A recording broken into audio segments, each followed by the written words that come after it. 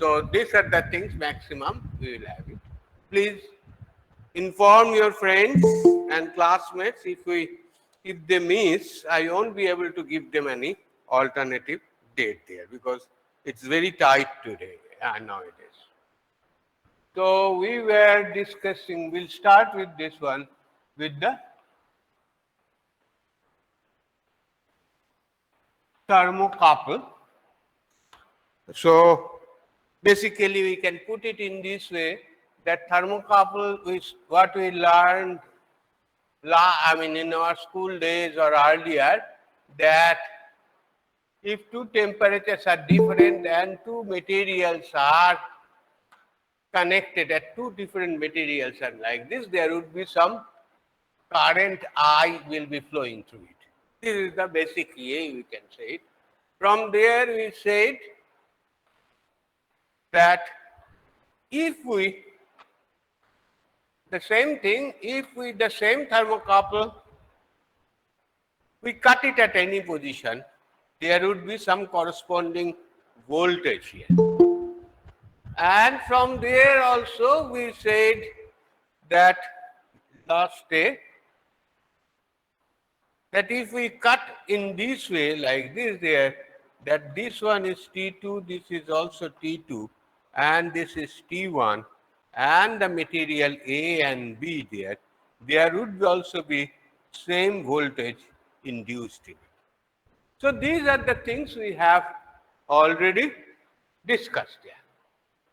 Now what we had also discussed about this one, types of thermocouple. We say it is platinum, rhodium, chromate, alumel, iron constant, and copper constant, and etc. Type J, K, S, T, R, like this. We have just put it like this. So, which are normally commercially used like this. Apart from that, what is there? The construction, if we look at it, so it is J, K, R, S, T, these are the types. If you look at the construction, so what is done is that normally the thermocouples are available in this way.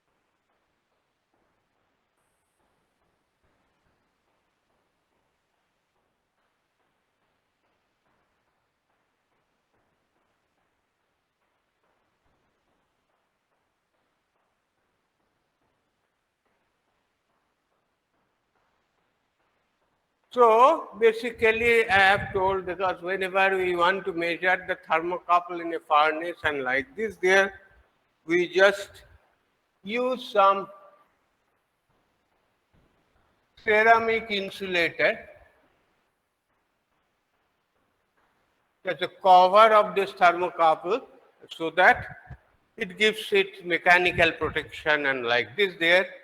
And when it comes when the hot junction A, these are the two materials A and B are connected and the hot junction is being formed. That is called butt welded. Some sort of welding of these two materials are being done and they are welded there. And a small distance it is twisted and then taken out. So these are the thermocouple terminals, and like this we have it.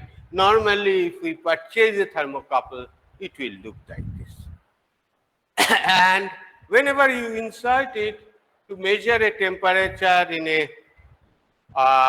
furnace or an oil bath or whatever may be, so we cannot directly put it inside because of the protection, I mean the mechanical protections and all other things there. So what we do is that we have a thermal well. I have shown you earlier and while discussing RTD, the thermal well is a stainless steel type of hollow tube. Inside we put the thermocouple and make it ensure that this thermocouple is touching the well here, so that the hot junction temperature directly goes here and these two terminals are going in the same manner. So this is our thermocouple basic constructions and how do you put it. But obviously, in fact, if you look at it, this Weir thermocouple is a fast order system, and whenever, because it has got only one thermal mass, but whenever it is used with a thermo well, whenever it's used as a thermo well, basically how many thermal masses are available? Two, because one is the thermal well and another is the thermal junction. So that will be, once we connect, put a thermocouple in a thermo well, we'll make it basically a second order over damped system. In those cases, the thermocouple transfer function will be 1 plus ST1 into 1 plus S tau t. So it would be basically a second order system considering the thermal mass of both of them, and so not a first order system. But for whenever we take the Weir thermocouple, for the simplicity often we consider the Weir thermocouple only, it is a first order system. And basic, and also you can also see that this thermal mass is very small compared to the thermo well thermal mass. So tau 1 and tau 2 will be quite different for the, if you consider it. Anyway, those things are not so important. We are just keep you moving. Now what is more important is called, what we call it, laws of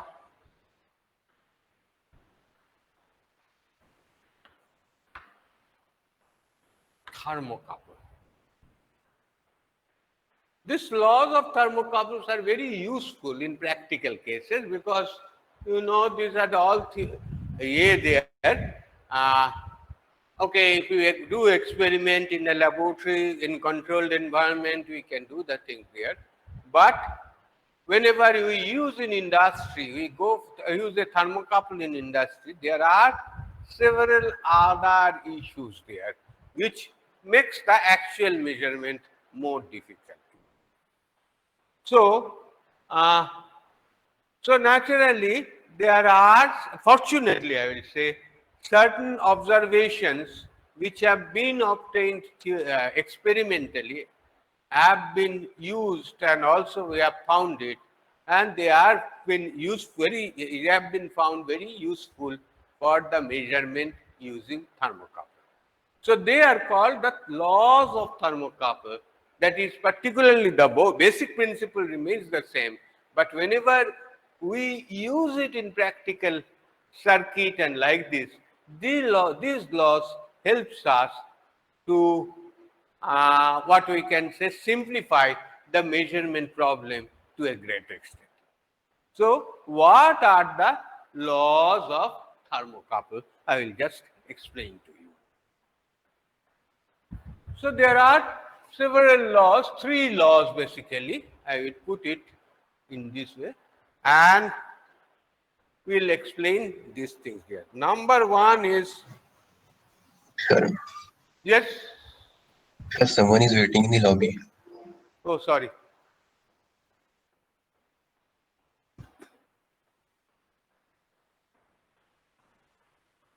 Anybody waiting? I hope no.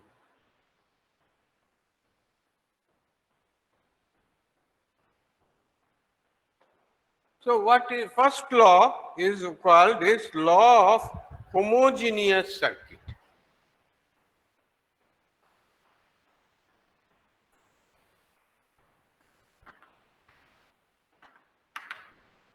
What is this law? It says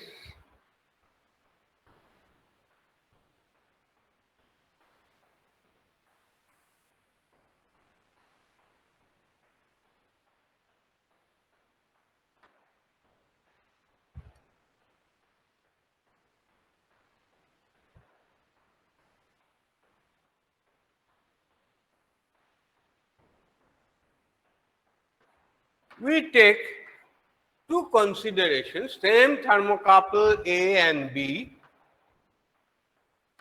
and same hot junction temperature T1 and cold junction temperature T2, but intermediately there are different temperatures. That means it goes through different temperature T3, T4, T5, T6. And here, say it is T7, T8, T9, T10.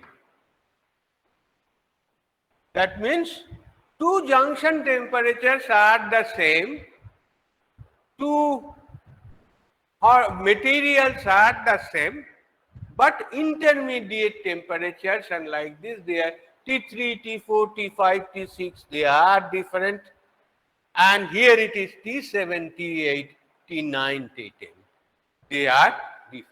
But in both the cases you will get a same voltage generated. That means it is not important what is the intermediate places temperature like this. The thermocouple voltage E0 will be the same, will be dependent on the materials and the hot junction and cold junctions only, not on the different intermediate temperature. So it is basically it's very important for your practical considerations because a long thermocouple where it may pass through several places and several temperatures, but that will not affect the measurement. That is the first thing here. Next is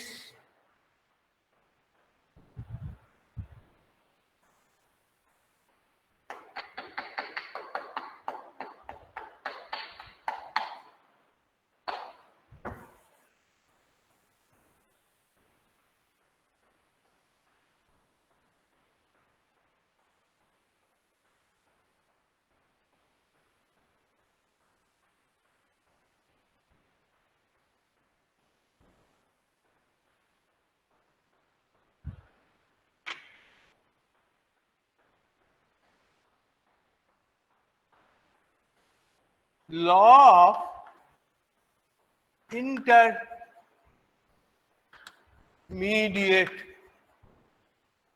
matter. What is this? Same thing.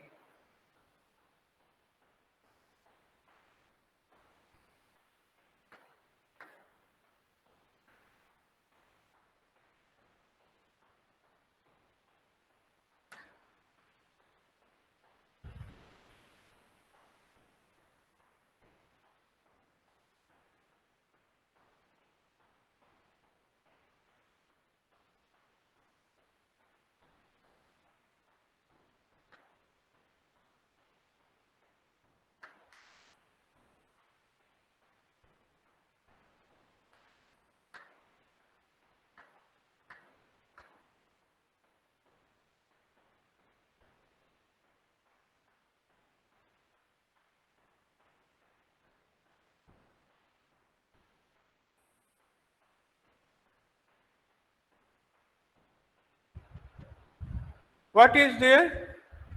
What I say is that this is the bare area, T1, T2 hot junctions, materials A and B. This is E0 there. Instead of that, I just put the cold junction are at T2 and not directly connected. But what we do is that we connect another material C like this and measure the voltage at this point E0. Then also there would be same voltage.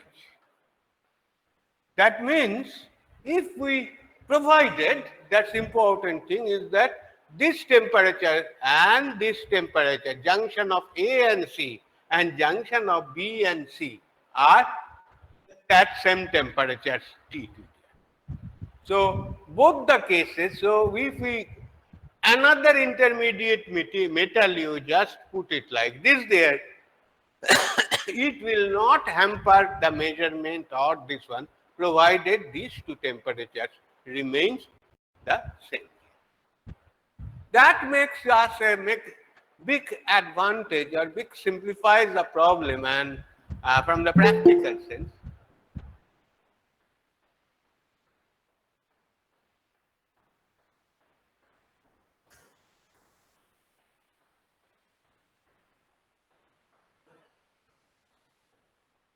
Yes, Jagriti, what happened? It's 8:30, you are joining. Yes, sir. Sorry, sir. Actually, my some net issues. I was trying to join, but I was unable to join. Please try to Uh, be on Yes, time. sir. Yes, sir. Sorry, sir. So what does it say is that, and what is the practical area? Say suppose two noble metals are there, say platinum, rhodium, or chromel, aluminum, like this there. So at this point, but the point is that how would you measure the voltage there? So how would you so it can be at any point or like this, how would you measure the voltage here? So naturally, if we want to measure a voltage, you will have to connect a meter and say the meter is copper, material wire is copper. So we may have to connect a copper wire like this, which is basically a meter there. So the point is that the quality of the copper wire, whether you connect or not, or what material or aluminum wire or like this there, that will not affect the measurement. The voltage here will be the same. So that is a very important here there, because once you try to measure the voltage produced, you will have to insert another material which is often copper or like this there.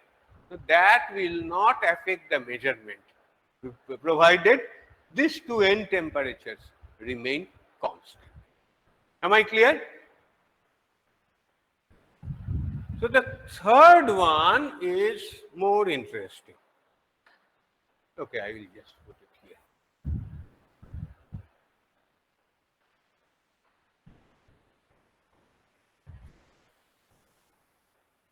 It was law of, basically.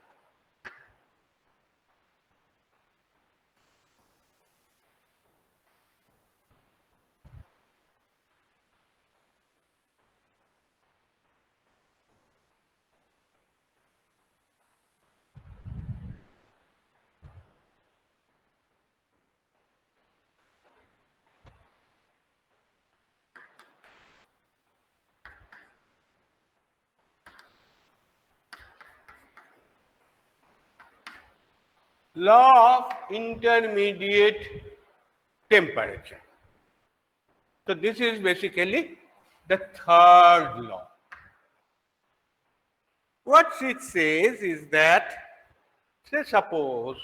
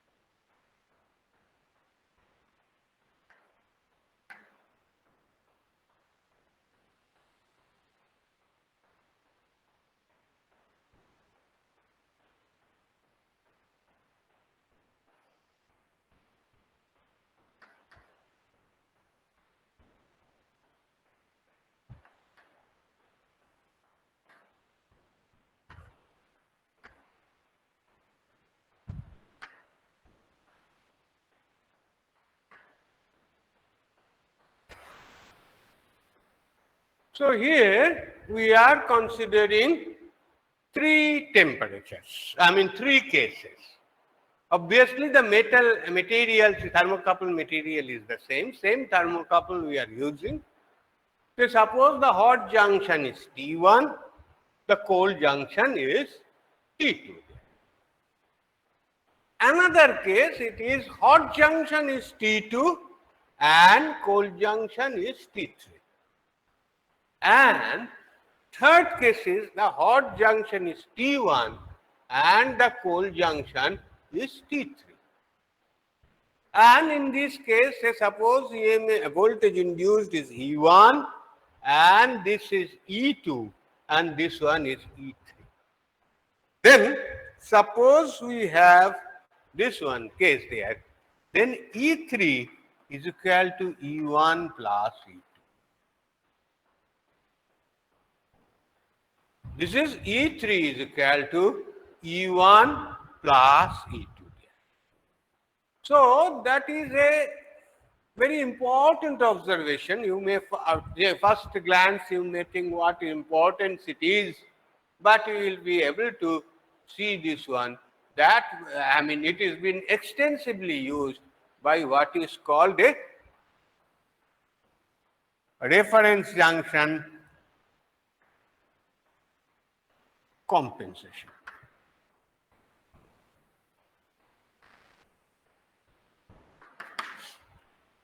What is the reference junction compensation here? So let us try to understand that one.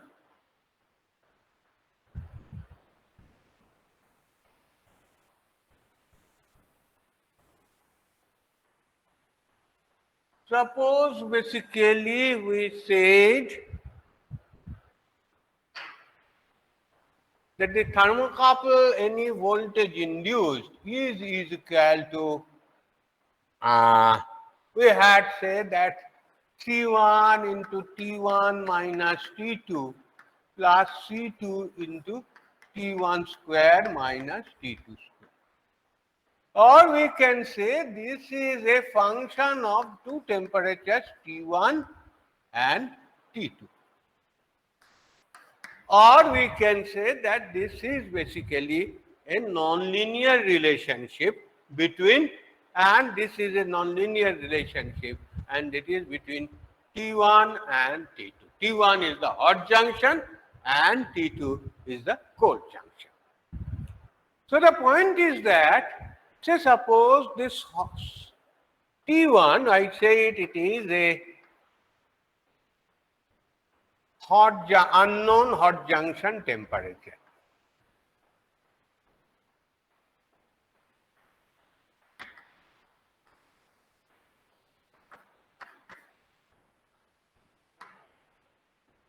So this is measurement we want to say. And T2 is what we call it a reference junction or like this there. So basically that T2, while what is the objective is that you measure the voltage E, and we know suppose the T2 there or the T2 is fixed, then I can have some table or some relationship from which the reference unknown hot junction temperature should be there. So naturally what is required is that T2, if it is a T2 is a junction which is a cold junction temperature, that is kept at a fixed temperature, which could be in these ways. Say suppose I am coming to this case afterwards to explain it. Just suppose it is like this, that is a hot junction here.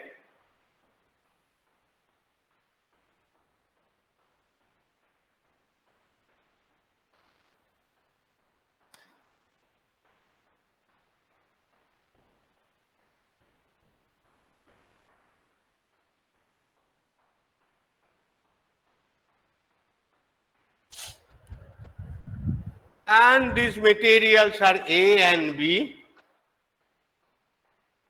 and this hot junction is T1 there. And Here, the cold junction, I kept them in ice bath. I kept them in ice bath. Then what will happen? I will get some voltage, and we know even though I measure the voltage using some other material, that will not affect the measurement, because we have seen that it is of intermediate law of intermediate metal.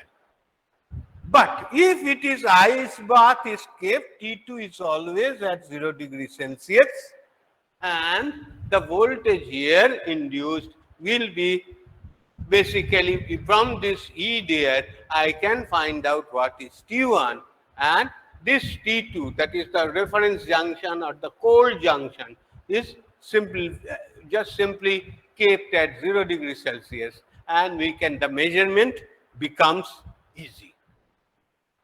Is it clear? But the question is that even though the measurement is easy, but the point in practical situation, say suppose if you go to a thermal power plant, you will find each unit is having at least more than 500 thermocouples for measuring different temperatures, or like this. And each one will have to is working and giving readings 24 hours a day and all the time. Like this is continuous generation. So naturally we can expect that in an industrial situation, putting the ice bath here every place, it may be suitable for a laboratory or for a small duration measurement. For continuous time measurement, it is not practical to have an additional supply of ice, and everywhere this sort of ice bath is being maintained. So naturally, that will be a big problem for all of us. So it is, though it's a simple solution, but what we can say that this solution is not practical. It is not practically usable. So what would be the alternative? The reference junction compensation. What is the alternative? Here we just put it, say suppose if we place it in ambient temperature. If we place it at ambient temperature, that means, okay, I put it in the atmosphere and I just do it. So naturally, absolutely no ice bath or like this there, like this there. So naturally, it is much simpler from the point of view we got rid of using ice bath and all the things there. But what is the extra baggage? The extra baggage is that the ambient temperature varies in the same place from day to night, summer to winter, and all the things. So naturally, if T2 is varying with the ambient temperature, which is varying there, then the problem will come is that how would you, if T2 is varied, then how would you get the temperature T1 accurately in spite of the variation of T2? In spite of the variation of T2. Am I clear?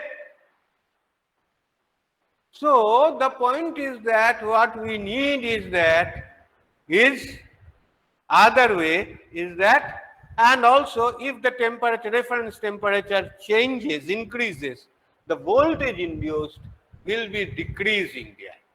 The voltage induced will be decreasing here.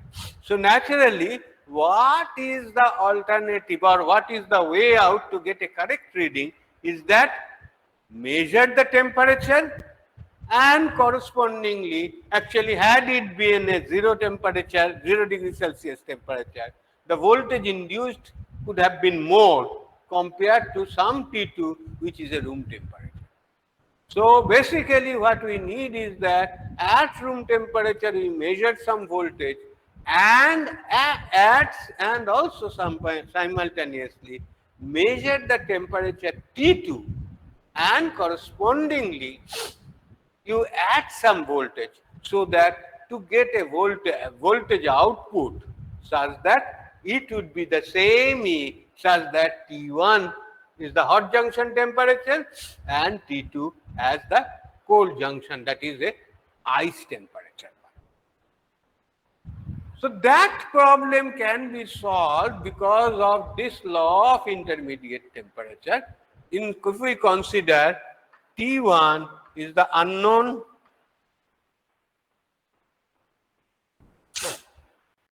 hot junction temperature, T2 is the ambient temperature and T3 is the ice temperature.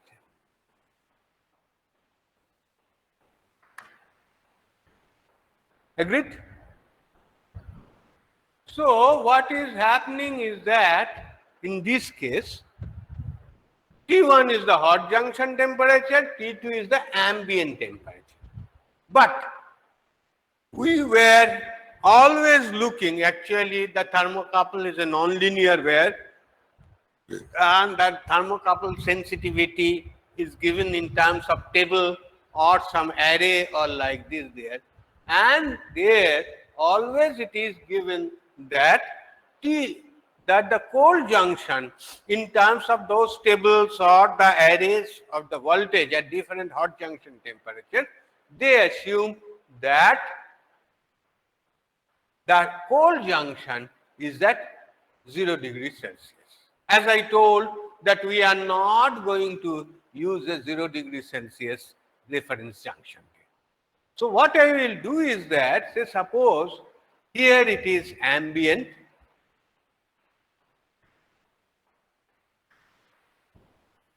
and here is the unknown temperature. So suppose we get some voltage E1 and the ambient temperature, say suppose we consider a case where T3 is the ice temperature. That is 0 degrees Celsius.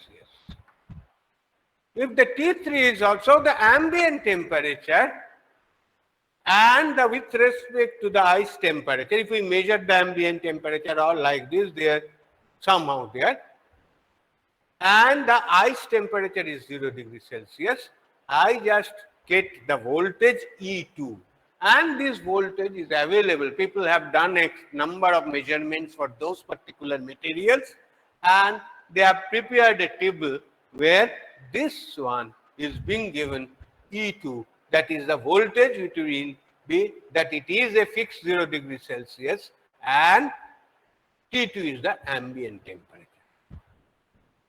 Now the question is that I want this voltage, because this is important, because what we have had that hot junction temperature be T1 and the cold junction temperature be T3, that means the ice temperature. What would have been voltage there? Because there the tables and all the things are there with respect to the 0 degree Celsius. So what is that is a 0 degree Celsius. What will be the value? So it says that you measured this one and from that tables you measure, you know that you find out if the ambient temperature is this much, this will be the voltage there. Then you just simply add them E1 plus E2 and you will get the value E3 there, and corresponding to that table or the this relationship, I would be able to get it with the temperature of the hot junction. That means if the cold junction was at 0 degrees Celsius without performing the actual experiment. I think a little bit difficult maybe to explain and understand this one, but possibly I can give you one example That may give you some idea and some idea. So what I said is that in normal case, whenever we have an ambient temperature, the induced EM voltage will be less than what would have been had the temperature been at 0 degrees Celsius. So we need to add some voltage corresponding to that one. That is, if the cold junction is at 0 degrees Celsius and hot junction is at ambient temperature, corresponding voltage you will have to add them, and from there it is basically some array of this one there, or tables we can find out. Because this array or tables are required because this relationship is not linear. I put an example. So what we can say, this is hot junction is the law of intermediate temperature is useful for the reference junction compensation. So I've taken an example. Is it clear up to this? Or if it is not clear still now, then we'll please wait. I will explain this part with an example.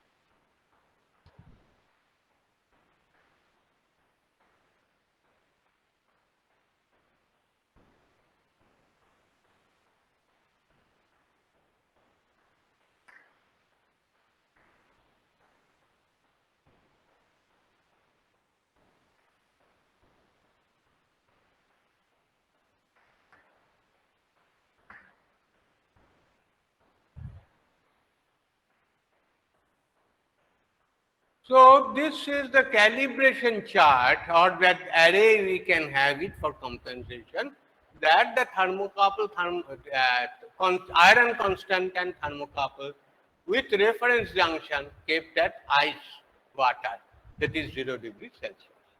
And this is the T is temperature in degrees Celsius. I have just intentionally skipped in between because this data will not be used, and E0 is corresponding that volt. That means if say suppose hot junction is at say suppose 40 degrees Celsius and cold junction is at 0 degrees Celsius, for this iron constant and thermocouple, the voltage induced would be 2.99 11 milli.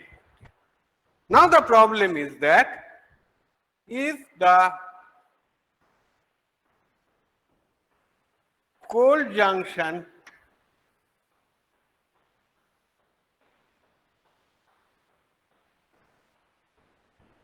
is at 30 degrees Celsius ambient temperature.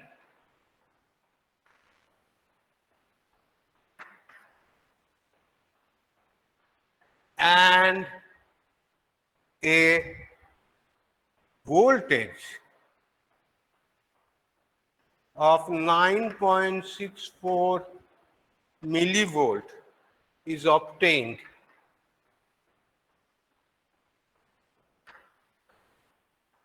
What would be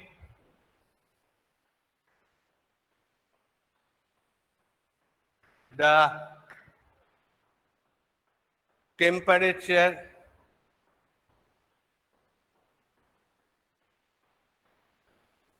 of the hot junction?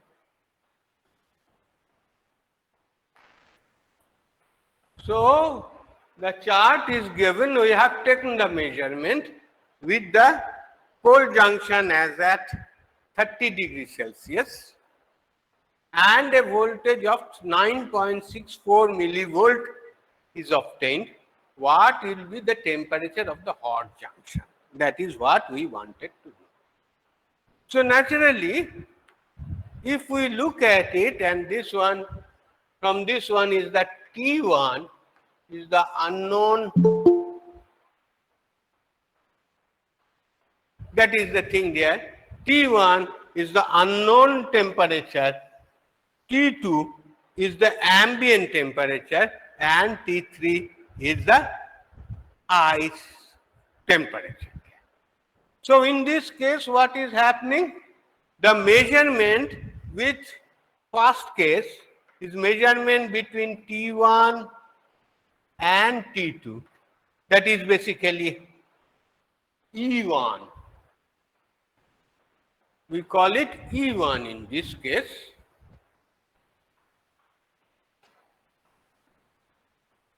What is it? 9.64 millivolt. Okay. So the 9.64 millivolt is this one. But since that 9.64 millivolt, it is corresponds to 180 degrees Celsius, but it is not the correct one. Oh, no, it is wetting. Just wet.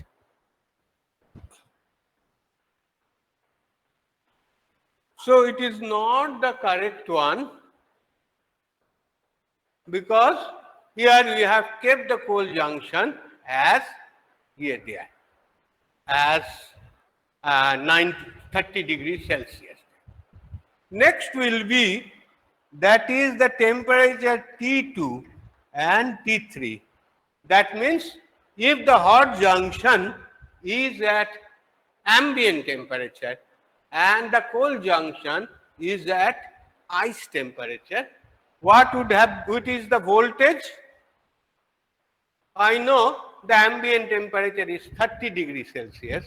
So naturally, with reference to 0 degrees Celsius, if the hot junction was at 30 degrees Celsius and the cold junction is at 0 degrees Celsius, then we get that E2 is equal to, what is that? 1.56 millivolt.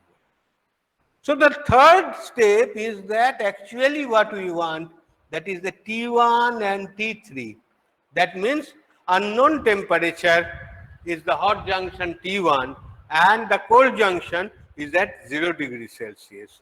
So here it is E3 is equal to, add them up, E1 plus E2. What is it coming? 0 to 11.20 volt. So 11.20 volt is not available, but you can see it is 10.74 and then 11.32. So by some interpolation, you can say that the T1 from this one reading, by some interpolation from this table, what we can say is that T1 is equal to just less than 210 degrees Celsius. It is 208 degrees Celsius. So that means That is the advantage, is that if we somehow know the ambient temperature, I need not consider and conduct experiment at ice temperature. I can go for this some compensation. Compensation means add some voltage to the measured one, which corresponds to the temperature of the ambient junction. Is it clear? Any question? Up Sir, to yes? sir, do we always choose ambient temperature to be around room temperature? Ambient means the room temperature. Basically. Okay, sir. Got it? Is the problem clear? Yes, sir. Any other questions? So these are the basic three laws of thermocouple which are very important, and then because that simplifies our measurement to a great extent. Agreed? So if we agree, then I will go for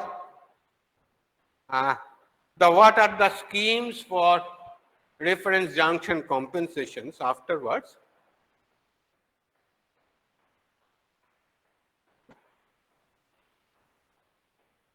But before that, I will give you a problem on the, as I told, a molten metal problem yesterday, that how can you use a thermocouple to measure more temperature than its range or than its capability because of its slow response of the thermocouple. Okay, I will give you one example. I mean the problem here.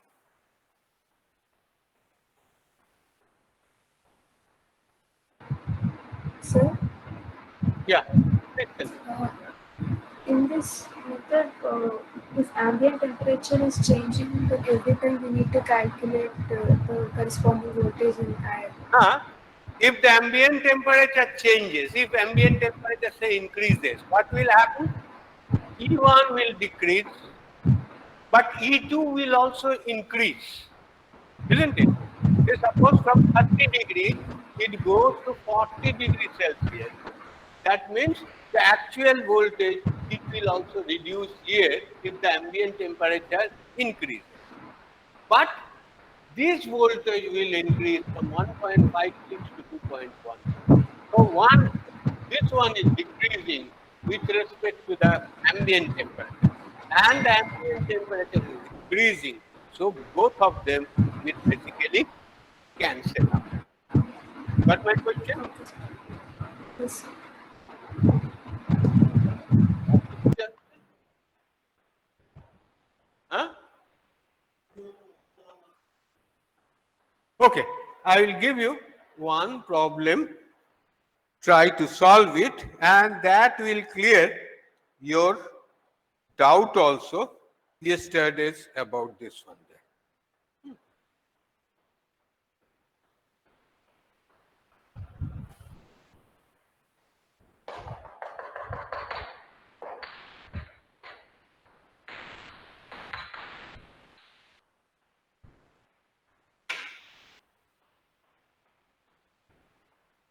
Problem. The cold junction of a first order thermocouple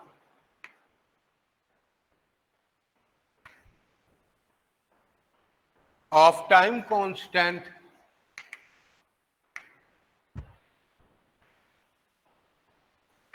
tau is equal to 1.0 second. Rather, not the cold junction, it is the hot junction. Sorry. The hot junction of a first order thermocouple of time constant 1.0 second is suddenly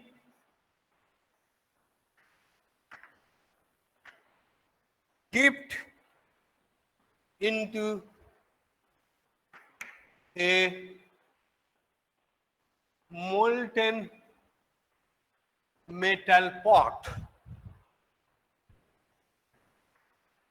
as the problem I have just discussed yesterday. The cold junction temperature is 40 degrees Celsius. Actually, the place is quite hot, so approximately it can go to 40 degrees Celsius even. The sensitivity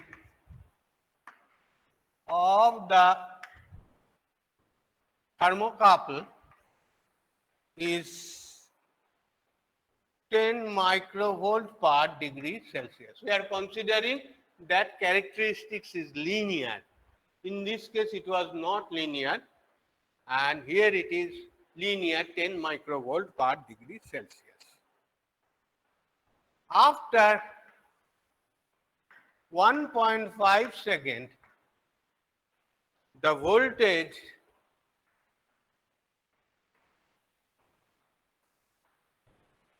measured across its two terminals is 16 millivolt, after which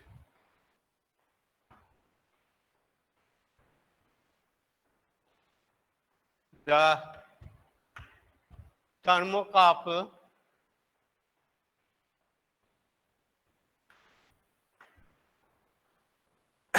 gets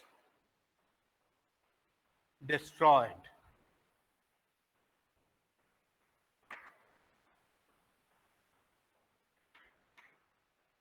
Find the actual temperature of molten metal. So this is the problem. Problem requires 1, 2, 3, 4, 5, 6 lines, but for solution it requires only one line. Do it quickly. So I think slightly it went out, but I think we can read it. The hot junction of a first order thermocouple of time constant, it's basically time constant 1.0 second, is suddenly dipped into a molten metal pot. The cold junction temperature is at 40 degrees Celsius. The sensitivity of the thermocouple is for 10 microvolt per degree Celsius. After 1.5 seconds, the voltage measured across the two terminals is 16 millivolt, after which the thermocouple gets destroyed. Find the actual temperature of the molten metal. Please do it.